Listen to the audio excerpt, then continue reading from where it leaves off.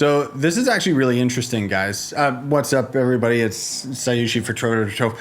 I'm still on the test server when I'm recording this little tidbit here, but for those of you that don't know, there's this little controversial thing that they added last second to the gems, which is that Mystic Gems will now cost a 10th life instead of a 9th life. And I'm noticing that it is in fact craftable for right now. I'm assuming this is temporarily, set to 1-to-1 ratio just for the sake of it. If it is just a 1-to-1 exchange, I mean, I'd be perfectly fine with that. That would be awesome. You can see that there is a limited amount of these that you can craft, not per day, per week.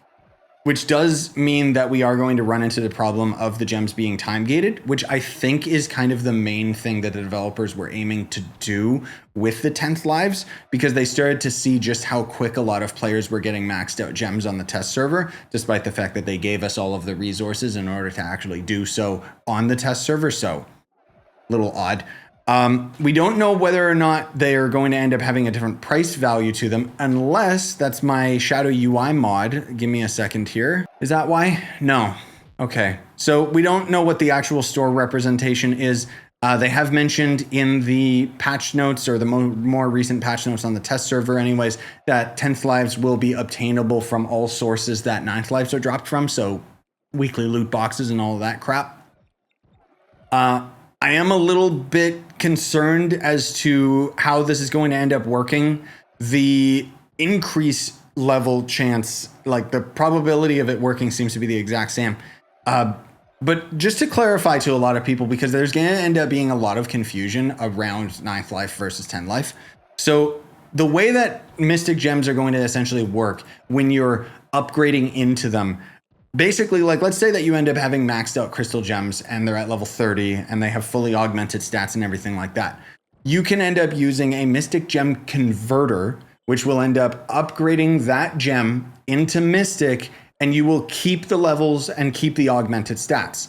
However, Mystic Gems add 5 extra levels to them, so you can actually get them to level 35.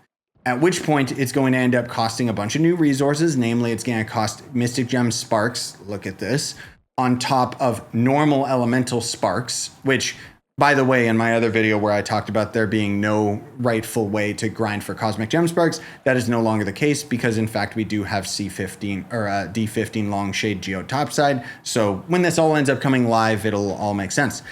But in addition to those resources to level up these gems past level 35, there's also going to end up being the 10th life. And the 10th life is going to end up being a replacement for the 9th lives. So 9th lives will not work on a Mystic Gem. I'm assuming the 10th life only comes into the production when we are at level 30 and going up. I really hope that it's not something that they kind of drop the ball on, and maybe if you end up getting, like, say, fresh Mystic Gems from scratch, I think those gems get to level 28 before they start costing Mystic Gem Sparks.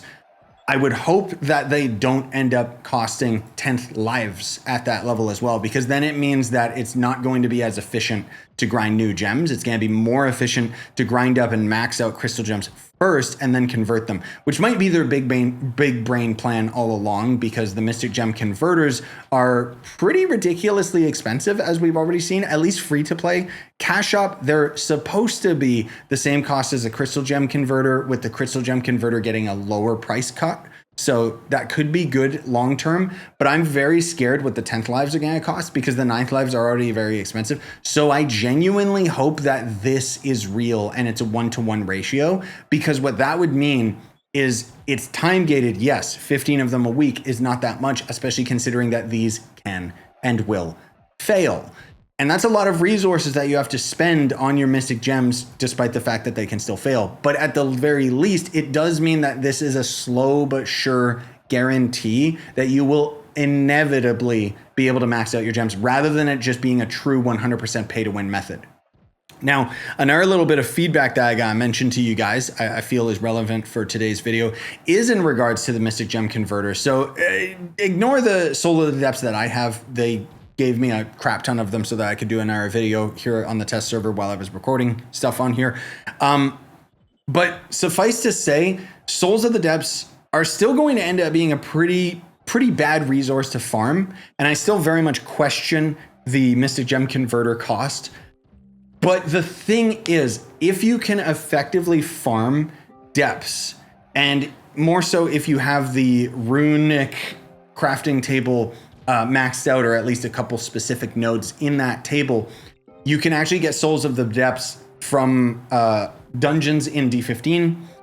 There's also a node that makes it so that you can get Souls of the Depths in addition from enemies in the depths, as well as just when you get to every floor in the depths. I think it's every third floor, maybe it's every floor. There's going to end up being a chest that you can open, and that's where you end up getting Souls of the Depths. The problem was that up to this point on the live server, it's basically impossible to solo the depths, which means you always had to have an optimal group. And the problem is, because you have to have an optimal group, it was very rare for someone who was low power to be able to get into the depths in order to get these resources so that they could get more powerful in the first place. I need a job, but they won't hire me unless I have experience. But I need experience to get a job, and I need the job to get experience. It's, you know, it's one of those oxymoron, like quid pro quo kind of things where it just goes in a circle. And that's still my biggest issue with these Mystic Gem Converters, is I think that the devs are taking for granted that players that are going to actually need these Mystic Gem Converters are going to be players that probably can't handle the depths in the first place, because they're going to actually need to have these gem converters to be able to handle the depths. I don't know. So when the update goes live, assuming all of this is finalized, which I very much doubt, there's quite a bit of very nice things that have been added, because it does mean Souls of the Depths will be consistently easier to get. These seem expensive, and then you realize that you're going to be swimming in gem sparks, because D15 commonly drops these out of every single box. So that's just 20 dungeons each, which is still pretty bad when you consider how much of these that you need, but I digress. And then, of course, there's going to be the 10th lives. So once again, it's very convoluted. There's a little bit too many unnecessary steps to this process that I don't like, but it is still reasonable. Like, there's a lot of this update that might seem overwhelming, but then when you actually strip it down, it does make a lot of sense.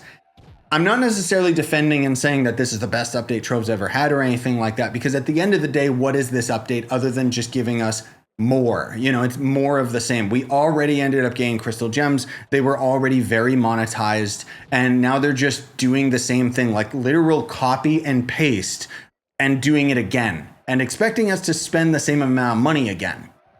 I'm really hoping that the Mystic Gem Converters cost qubits as well, because then that's, again, very, very reasonable. It does mean that it's very time gated. It does also mean that it's eating into the severe amount of qubits that players need at this point in the game.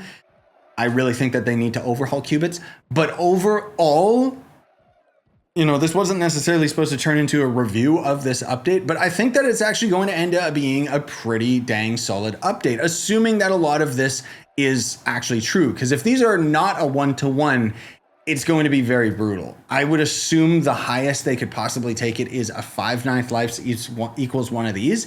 But my issue with that, as we've discussed during my live streams, is I and many others have spent money on 9th lives, and now suddenly they don't work. So they better darn well be a 1-to-1 ratio, because otherwise I want my money back. I bought it so that I could max out gems, and now you're telling me that I can't use it on gems? It's the same logic behind when I used to pay to win dragon coins, for example. I would almost always end up buying the biggest pack possible when it was available, because there was a limited time pack that you could get, which would give you dragon effigies. And I would always end up buying that and getting tons of dragon effigies because I was stocking up for the future. And then suddenly, almost every new dragon in the game doesn't actually use a dragon effigy. You can't use a dragon effigy to obtain the dragon. And so I'm just sitting here wondering, then why did I spend all that money? You know? And so I've been slowly dialing back the amount of money that I've been spending on this game, despite the fact that it's my job. But most of all, the biggest reason for that is just because the credit cost is so severely expensive for me, because my Canadian money sucks, and this is US currency without a localized price. So that's $100 US. So I feel for those of you that are in countries where your currency is literal dust compared to the USD, because I'm very close to that. We're like 60 cents on the dollar, and it's going down every day because my country sucks. Anyways, I wanted to have this as kind of a final farewell to the test server that talks about a lot of these things, addresses these things, talks about the 10th lives in particular, but then also just shares my opinion of the update now that I've been able to put some significant time into it. So with that said, fingers crossed this is everything that we end up having on the live server and they don't just last minute change everything. Because one last thing that I should mention in this video, just in case this is the only video that you're tuning into in regards to this update, is we do finally have a price cost for, we do finally have a price cost for the block stat, and it's not that bad. Okay, I don't know why these are locked. This was 25 credits. This was like 100 qubits or 150 qubits or something like that. Maybe it was 250. This was, I want to say 10,000 block element, and then this is 1,000 block element. And then this, I'm assuming, is how we'll end up unlocking the block battery when it goes to the live server and then being able to buy all of this. But frankly speaking, I think most players will be able to get away with this right here, the 1,000 block element. And block element is a fairly easy resource to get because you just get it out of the Gearcrafter vaults, which is something that you'll just passively get in the game every time you complete a dungeon. You open those vaults and there's a chance that you end up getting one of the items out of it. And it's, you know, it's pretty cool, honestly speaking, that they made it so cheap.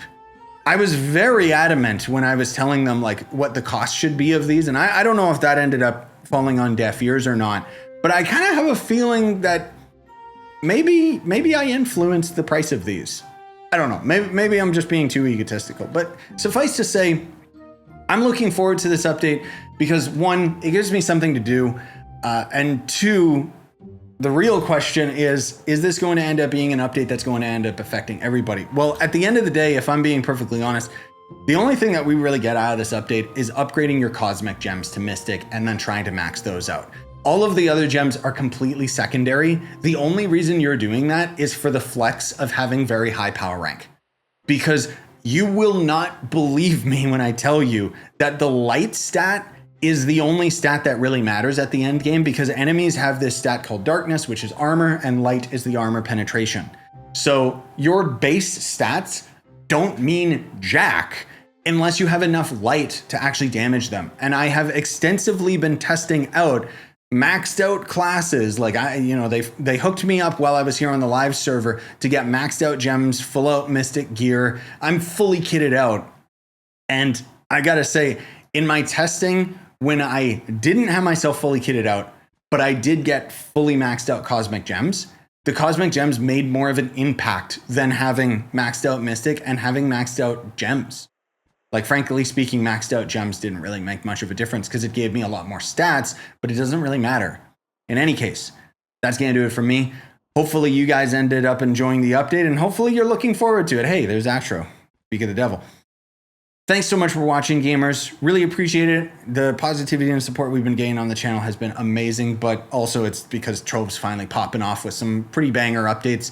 I know that there was a lot of controversy around this update, including from myself. There's still things that I would definitely criticize about this update. But again, assuming all of this is final and this ends up going to the live server, at the very least, it's going to make end gamers have a lot more to grind, and in a meaningful-ish way. I like the fact that the cosmic gems are the only thing that really matters, because if all of the gems mattered, then it would start to become too expensive or mandatory.